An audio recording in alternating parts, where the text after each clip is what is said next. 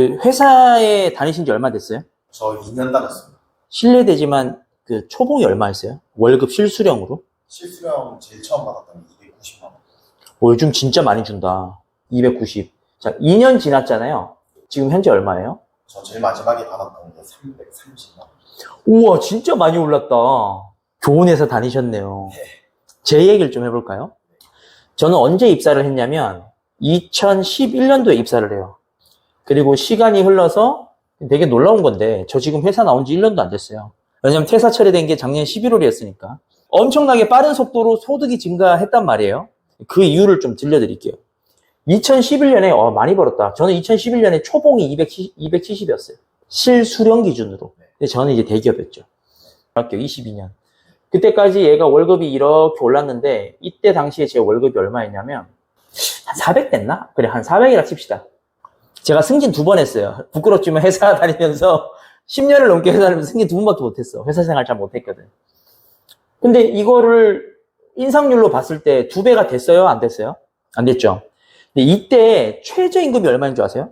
제가 검색해봤는데 이때 최저임금이 4,700원인가? 그래요. 4,700원. 제가 퇴사하는 시점 22년에 최저임금 얼마인 줄 아세요? 9,700 얼마인가 그래요. 그러니까 최저임금은 2배가 됐죠. 2배. 근데 월급은? 나는 이거 진짜 제가 연구한 거예요. 너무 신기해서. 내가 회사 그래도 승진을 못했지만 열심히 다녔거든요. 근데 승진해도 별반 다르지 않아. 승진해봐야 뭐 몇십만 원 올라가요. 뭐 한 직급이 큰 것처럼 보이지만 여기서 50만 원 더 한다고 인생이 바뀌나요? 안 바뀌죠. 그러니까 나는 궁금한 거야. 왜 이렇게 내 인생이 안 바뀔까? 근데 이거를 최저임금은 보통 물가 반영으로 오르는 거잖아요. 그러니까 최저임금이 정부에서 그러니까 저임금 근로자들한테 물가를 반영했을 때 최소 이 정도는 줘야지 당신들이 생활할 수 있으니까 이거는 니네들 보장해줘라. 이 임금이잖아. 한마디로 요만큼을 내려야 이걸 보고 뭐 실질, 명목임금이 아니라 실질임금이라고 하는 거죠. 그러니까 환원해버리면 이게 어떻게 돼요? 내가 400 번 게 아니라 이 2배, 2분의 1로 하면 이게 200 된 거잖아요. 한마디로 나는 회사를 다닐수록 내 소득은 줄어든 거야. 진짜 그게 피부로 느껴져요. 제가 처음에 270 벌 때는요, 100만 원을 모으고 써도 남았어. 물론 엄청 쪼잔하게 살았지. 근데 나중에 400을 버는데 남기는커녕 이게 뭐지? 생활비 감당이 안 되는 거예요. 제가 4인 가정의 외벌이였거든요. 근데 그게 왜 그러지 봤더니 이게 그냥 착시 같은 거예요, 일종의. 이때 제가 밥값이 이때 얼마였지? 한 4,000원짜리도 있었어요. 이때는 4,000원. 근데 이때 제가 나올 때 밥값 어떻게 돼요? 9,000원이죠. 4,500원, 5,000원에 밥 먹다가 9,000원, 만원에 밥 먹고 있는데 월급은 2배가 안 됐죠. 당연한 거예요. 그리고 제가 이제 알게 됐어요. 이거는 깨달은 거예요. 뭘 깨달았냐면 저는 이제 다행히 회사 다니면서 자영업자들을 주로 상대하는 일을 했단 말이에요. 그러면은 이렇게 쭉 가다가 어느 순간 은퇴하겠죠. 그럼 은퇴하면 자영업 할 거 아니에요. 그럼 자영업 하는 사람들의 이 소득 그래프를 봤어요. 이게 소득이에요. 이게 소득이고 이게 시간입니다. 그럼 어느 순간 만약에 2011년에 딱 은퇴한 자영업자가 있다 쳐요. 그러면 그 자영업자가 얼마나 벌었을까요? 물론 뭐 천차만별이겠지만 예를 들어 진짜 300 벌면 잘 버는 자영업자거든요. 300을 벌었다 쳐요. 근데 자영업자 소득은 또 되게 재밌는 게 이게 때로 마이너스를 가요. 그리고 때로는 위를 가고 때로는 마이너스 갈 수도 있고 조금 벌 수도 있고 막 이래요. 근데 결국에는 얘도 평균 내보면 이거더라. 이게 무슨 말이죠? 제가 깨달은 게 직장인과 자영업자의 공통점이 있어요.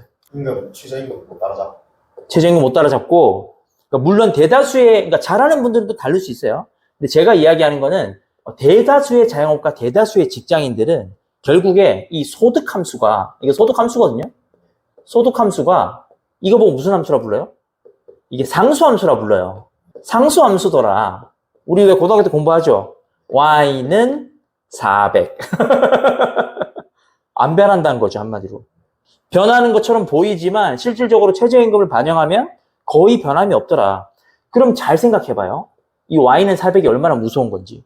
소득이 안 변해요. 인생이 변한다는 게 있을 수 있어요. 인생이 변한다는 거는 예를 들어 내가 더 새로운 꿈을 위해서 교육비 지출을 더 하고 우리 자녀에게 새로운 환경을 주기 위해서 거주지를 이사하고 근데 이 소득 함수가 변하지 않는 상태에서 내가 나의 미래를 현재와 다르게 바꿀 수 있나요? 없죠. 그래서 깨달은 거예요. 그래서 제가 이거 2개밖에 없더라고요. 우리나라에는 이게 초이스가. 직장인 중에 그 임원 되는 사람 상위 1%잖아요. 근데 1% 돼도 그냥 이거의 레벨이 올라갈 뿐이야. 임원 됐다고 해가지고 소득이 또 그때부터 막 증가되지는 않거든요. 그러면 이분과 이분들이 왜 상수함수에 머물러 있는가? 이 공통점이 뭐냐면요. 이 소득을 뭘 끊어내지 못했냐면 이게 시간 연동을 못 끊어내서 그렇다는 걸 깨달았어요. 그러니까 직장인은 근로를 해야 이 급여를 받죠.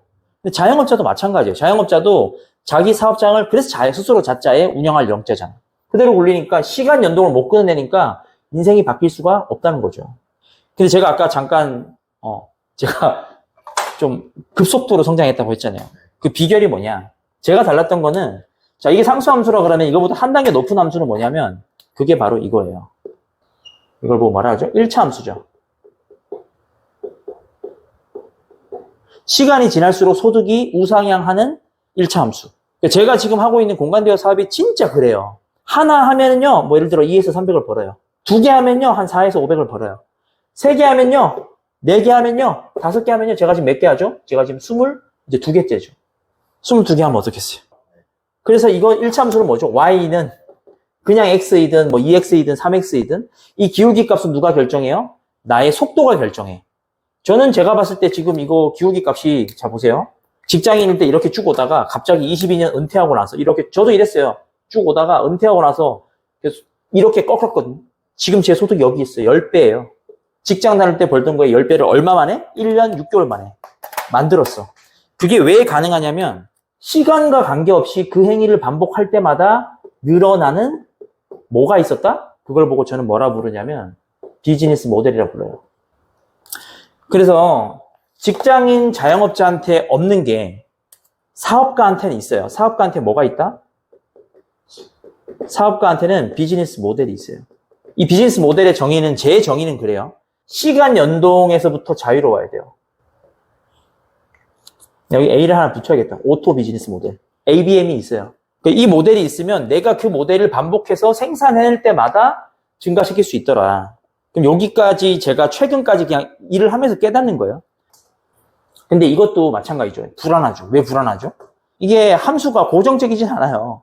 이러다가 전반적으로 소득이 뭐 이렇게 줄어들 수도 있고. 그죠? 진짜 이렇게 많이 늘어나는 게 이 모델이 잘 작동하면 다행이지만. 그죠? 근데 이런 게임을 저는 하다가 이거 다음 레벨이 있을까? 다음 레벨이 있을까요? 없을까요? 희망적이시네. 저는 이렇게 하고 있는 제가 제일 잘하고 있다 생각했어요. 근데 보니까 제가 뭐 대한민국 소득 순위 뭐 얼마나 되겠습니까? 이렇게 벌어봐야 그렇게 높은 순위가 아니에요. 정말 돈 많이 버는 사람들은 이런 비즈니스 모델 없이 뭘로 벌죠? 자산으로 벌죠. 자산이 ABM이에요. 자산에서 들어오는 소득만 가지고도 충분히 생활이 가능하고 그 자산이 또 자산을 낳고 그런 구조에 접어든 진짜 범접할 수 없는 부자들이 많죠. 근데 저는 거기까지 바라지도 않아요. 제가 원하는 거는 어떤 삶이냐면 우선 1차 함수 여기에만 와도요. 요것만 깨닫고 요것만 내가 몇 개 실행해내도 뭔가 경제적으로 내가 구속되어 있진 않구나라는 게 느껴져요. 그렇다고 막 자유롭다고는 모르겠어요. 왜냐면 여전히 일은 해야 돼. 유지하고 더 하려고. 그러면은 그 엑시트라는 거 들어보셨어요? 엑시트? 회사를 만들어서 엑시트 한다 그러잖아요. 제가 봤더니 제 주변에 그런 친구가 있어요. 제가 봤더니 이 엑시트는 1차 함수가 아니더만. 그 스타트업에서 보면 제이컵이란 거 알아요?